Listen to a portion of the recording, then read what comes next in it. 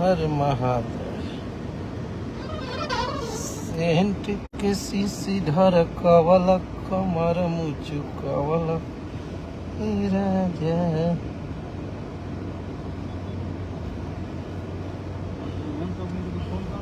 चलिए सबके प्रणाम बा, नमस्कार बा सबके, नमस्ते बा। कैसन बानी आप सब? आज कुछ विशेष नहीं कि ऐसे ही आ गई है लाइव। बहुत देखो तो नहीं होते होता यार। आप लोग खातिर आज एगो हमनी के गाना रिलीज भइल बा, ए राजा जी सेंटर पर एंटर रहता, वह स्पीड रिकॉर्ड से ललका टी शर्टवा के बहुत आशीर्वाद प्यार दे रहल बनी जा आप सब। हर जगह हर शादी में बाजता। बहुत बहुत धन्यवाद आप सभी के, भोजपुरी भाषा के जितना भी भाई हमनी के प्यार करे वाला बालो। सेंट के सीसी ये चुनमुनिया डाल के चला, तमाम गाना के आप सब बड़ी आशीर्वाद प्यार दे रहल बनी जा। और बहुत माहौल में गाना चल रहल बा सब।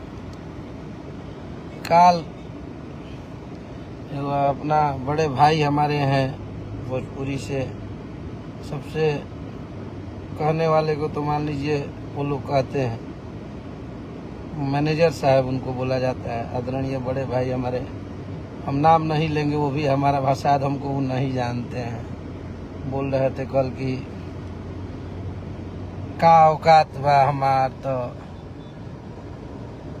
कहत रही हूँ आगे कि उनको स्थिति हम देखले बानी कि हमरा यहाँ आके कैसे रहत रहा। क्या ही बताइए। एक सुपरस्टार का आप मैनेजमेंट कर रहे हैं और आपके बोलने का लहजा कैसा है। सबसे बड़ी दायरा में हम बतियावत नहीं, और बहुत हम छोटी छोटी एक आप लोग के चीज पे आज बात करब कि एक सुपरस्टार का आप मैनेजमेंट देख रहे हैं और आप इस तरह की घिनौनी बातें कर रहे हैं महाराज। हैं आप बिना सोचे हुए जो आपसे यूट्यूबर जाके बोल दे रहा है मान लेते हैं।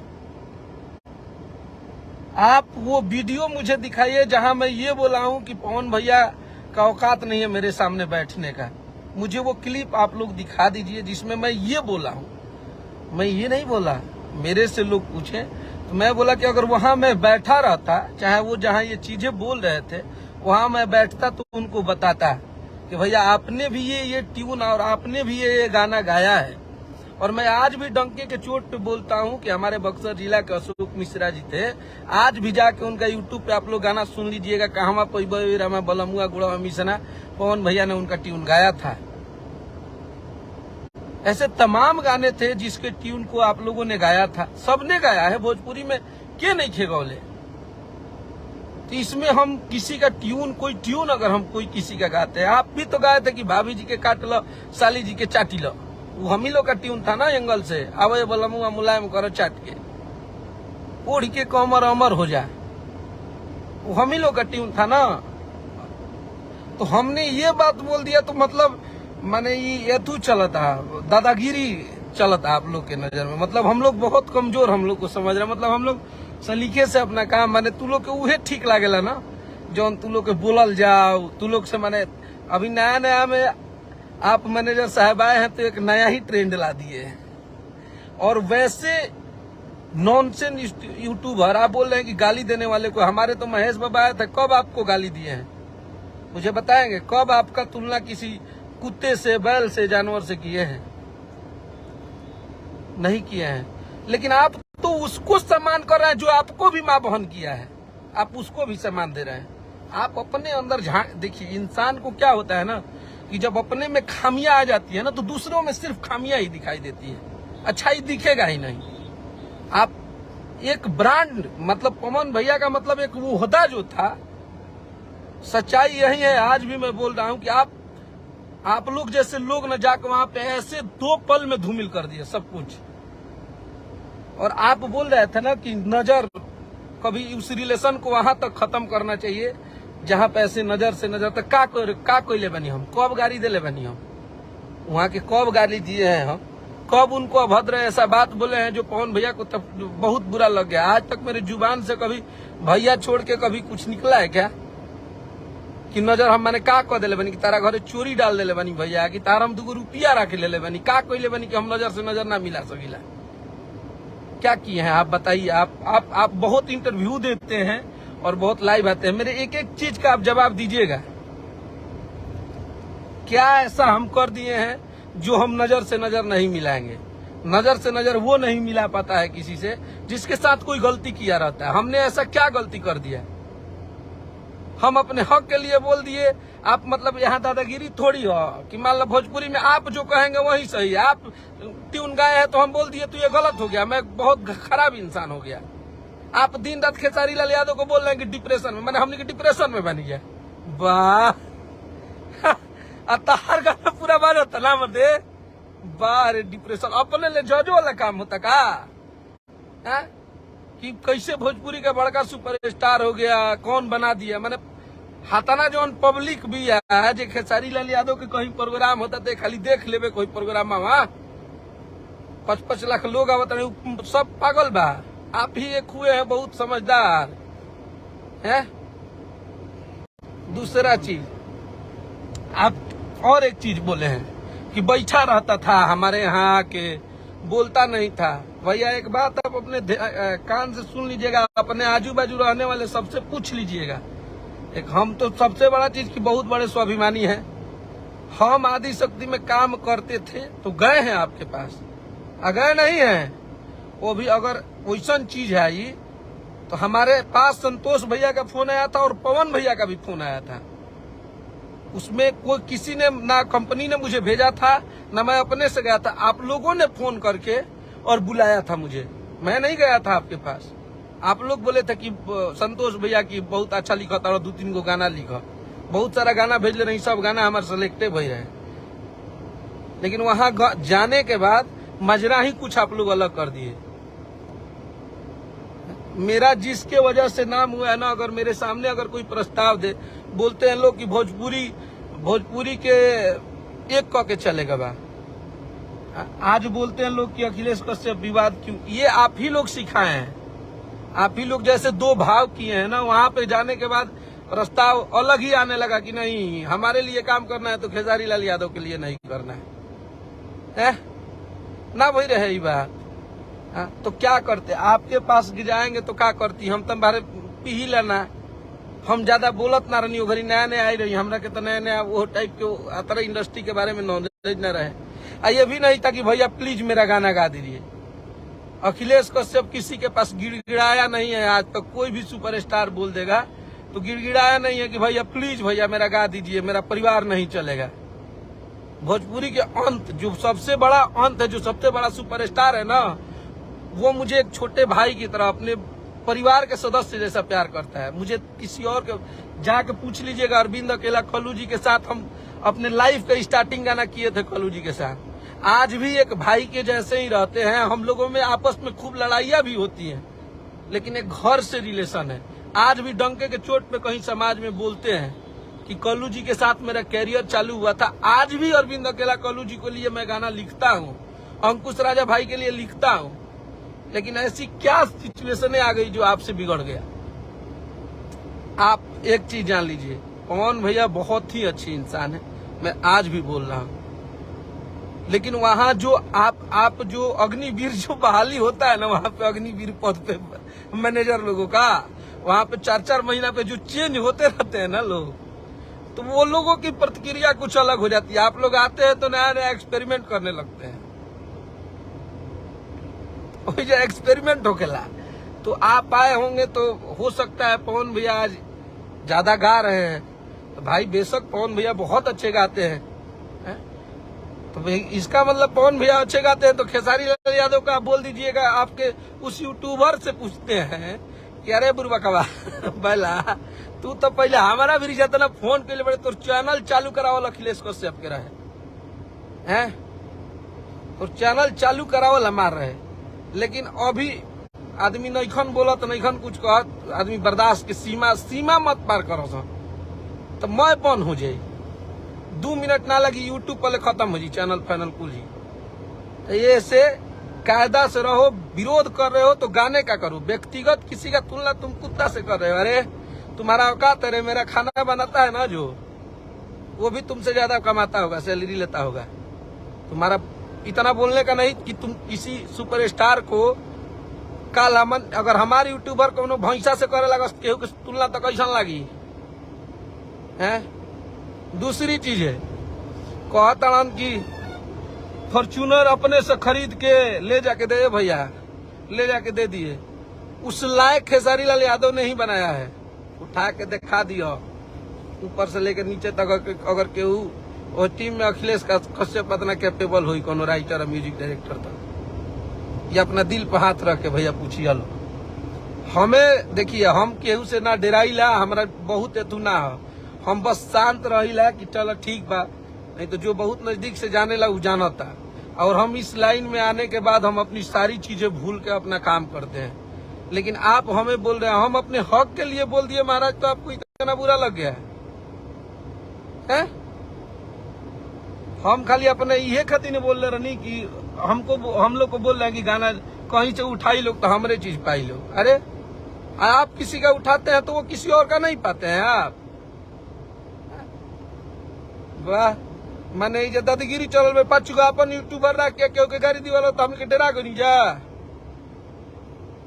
बात देखिए, बात बदल गया। बहुत चीज थी मन में, ये से हमारा बुलाता है। अभी कहता लोग कि फॉर्च्यूनर खेसारी लाल यादव गिफ्ट नहीं कम के लिए। अरे ये जो एक राइटर का वो होता देख रहे हैं ना, वो खेसारी लाल यादव ही बनाया है। ये जिस दिन पब्लिक बोलेगी ना, और पब्लिक भी बोलती है और तुम लोग भी बोलोगे तो मुझे गर्व होगा, क्योंकि सच में खेसारी लाल यादव ने अपने लोगों के लिए जो किया है ना, वो तुमसे 7 जन्म में नहीं होगा, किसी के लिए नहीं होगा। हमारा तो सब कुछ उस इंसान का है, जितना हमारे लिए किया है वो हमारे आजू बाजू रहने वाले हम लोग की टीम में सब लोग जानते हैं कि अखिलेश कश्यप को, खेसारी लाल यादव, चाहे ऑल ओवर जो भी पवन बाबा हो, बेदर्दी भैया हो, सबके लिए वो करते हैं। तो कावना बात खाती, कावना चीज के तू बाहो हई देखो, बताओ। कहत लोग कि फ्रस्ट्रेशन में आ गई बनी जा, गोल घर का दो, हम जाके खड़ा होके बोल दे कि ये गोल घर दे दिए। और राइटर लोग सुन लीजिए एक और बात, ये जो राइटरों को देने वाली प्रतिक्रिया है ना, याद से 2 साल पहले 3 साल पहले याद कीजिएगा, विजय चौहान जी को खेसारी भैया ने दिया था 100 मिलियन पे। उसके बाद मुझे लगता है आजाद भैया को दिया गया था। उसके बाद सारे लोगों को दिया गया, जितने लोगों के 100 मिलियन गाना गया, सबके वो लकीर खेसारी भैया के खींचल। 1 लाख दिया था तो 1 लाख में खूब बढ़िया एगो चैन आवत हुई भैया, तो उहे तू लोग देत हुई बा। तो वो भी एक खेसारी लाल यादव का ही लकीर है। तो ऐसे एगो बात ये कह कि तनी कायदा में रहे के बा, और जाहि दिन ऊपर आप लोग हो जाए ना भैया, वो दिन मान ली हमनी के खटिया खाड़ हो रही, अगर हमनी के भोजपुरी भाषा के लोग नकार दिए, हम अपना नतमस्तक कर लेंगे कि ओके भैया हम हार गए और आप जीत गए। आप एक कंपनी भी खोले हैं, हमारो एगो अन्नपूर्णा फिल्म, जाके देख लीजिए। एक राइटर का वो होता है, एक आपके साथ जितने लोग होते होंगे ना सुपरस्टार के पास, उतने मेरे भाई मेरे साथ एनी टाइम रहते हैं। हमेशा 20 लोग हमारा भीरी रहेला, हम संगे लेके सबके चलीला अपना भाईयन के।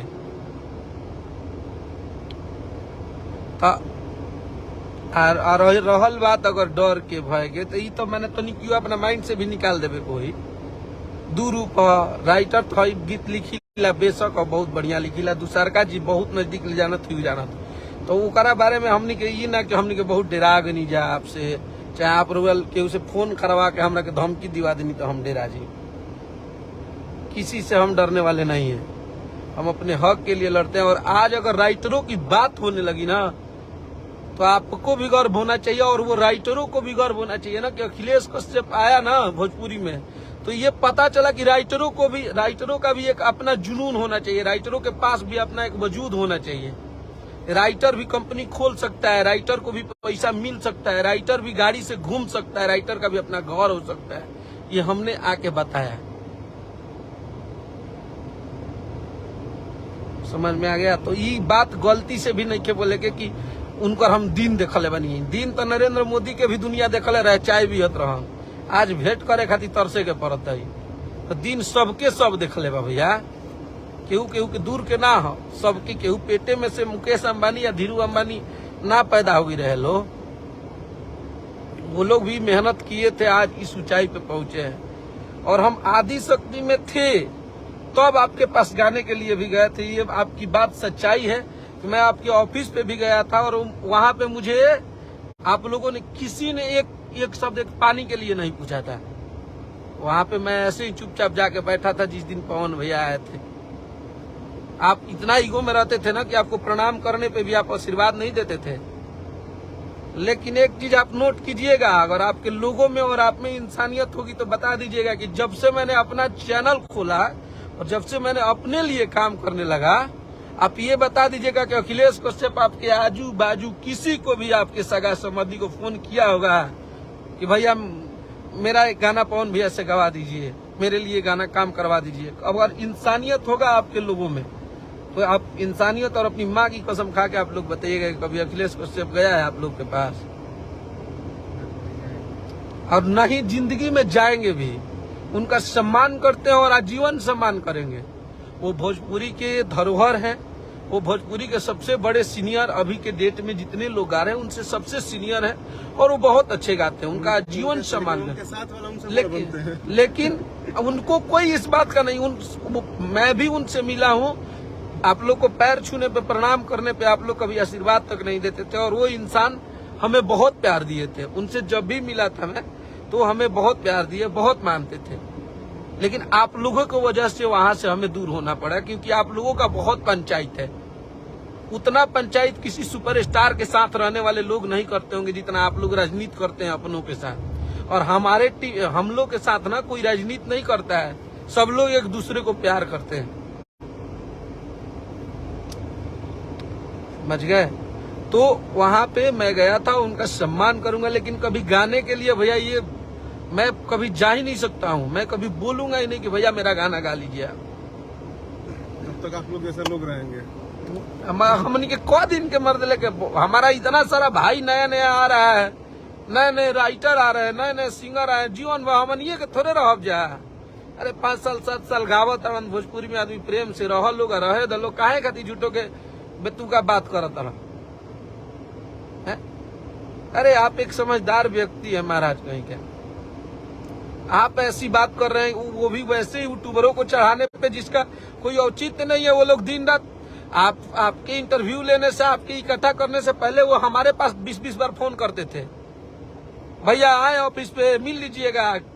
50 बार इग्नोर किए हैं, एक बार नहीं 50 बार फोन नहीं उठाए होंगे, इग्नोर करते थे कि नहीं।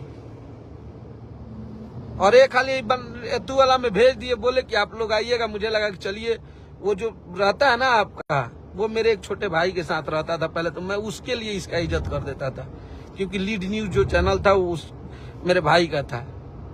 न तो अखिलेश कश्यप के हीटे मशीन के इतना यूट्यूबर बने, हम बहुत लोग के मैनेज करके हम हमेशा समझाते हैं। और महेश बाबा भी इंटरव्यू ले रहे थे तो उन्होंने तुम बोला था, तब खेसारी भैया ने बोला था कि इस तरीके से मेरे सामने बात मत कीजिए।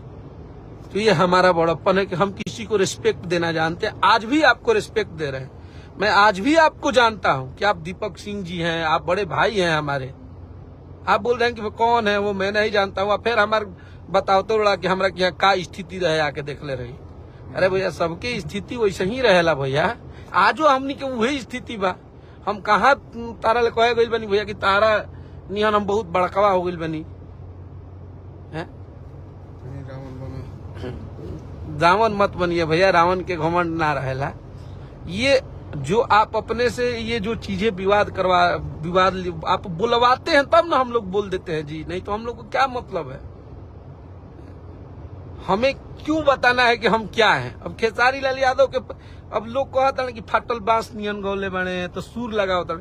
अरे जब वो नहीं गाता है तब वो करोड़ों फैन फॉलोइंग है, तो काहे खातिर हम सुर लगाई भैया, कौन काम बा। हमको वैसे ही लोग जब प्यार कर रहे हैं, इसी अदा पे हमें जान देने वाले इतने भाई प्यार करने वाले हैं, तो हमारा काहे खातिर हमरा लाल बहादुर शास्त्री बने के बा, काहे खातिर हम मोहम्मद रफी किशोर कुमार वाला सुर लगाई। हमको प्यार करने वाले अब तो बी पराग जितना हमको नहीं लग रहा है कि कोई चिल्ला के गाता होगा, लेकिन आज हिंदी इंडस्ट्री में हमारा लगता है कि सबसे ज्यादा गाना बी पराग के बाजता है। बात वो नहीं है, बात ये है कि आपको लोग किस वे में पसंद करते हैं, आपका टोन किस भाषा, आपकी भाषा क्या है, आपकी गरिमा क्या है, आप कितने ईमानदार हैं अपने काम के लिए, इसलिए पसंद करते हैं। अब मान ले 6 माह ही तू लोग के चलत रहेला तबादला, और वही में GI 6 महीना पर बदल के सोची कि हम अपन स्थान एकदम अग्निवीर वाला हटा के परमानेंट कर ली है।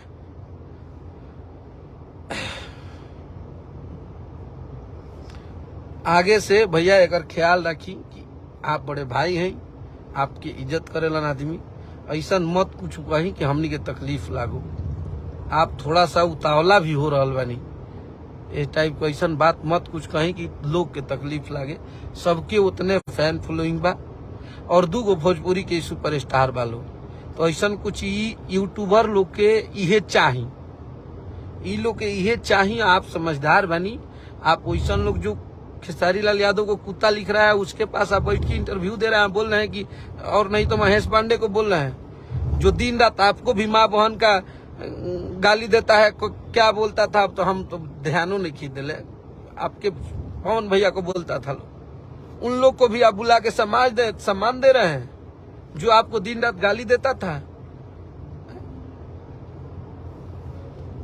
अब ठीक चीज नहीं खे कुल।